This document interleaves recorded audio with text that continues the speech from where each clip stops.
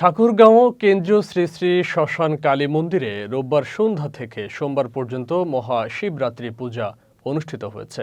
প্রতি বছরের মতো এবারও নানা আয়োজনের মধ্য দিয়ে এই ব্রত পালন করা হয়। এ সময় ভক্তরা বিভিন্ন রঙের শাড়ি পরে মন্দিরে উপস্থিত হন।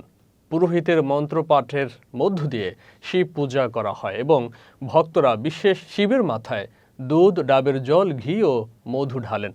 সনাতন নারী ভক্তদের বিশ্বাস, এই পূজা করলে নারী ভালো ও সুশীল স্বামী পায় এবং দেবাদিদেব মহাদেব সকল কষ্ট দূর করেন। ঠাকুরগাঁও জেলা শিব পূজা অনুষ্ঠিত হয়েছে কেন্দ্রীয় গোবিন্দজিউ মন্দির, শ্মশান কালী মন্দির, কালীবাড়ি, ভাতগাঁও, শিকদারহাট ও ইয়াকুবপুর স্কুল হাট সহ জেলার বিভিন্ন মন্দিরে। পূজা শেষে ভক্তদের মধ্যে প্রসাদ বিতরণ করা হয়।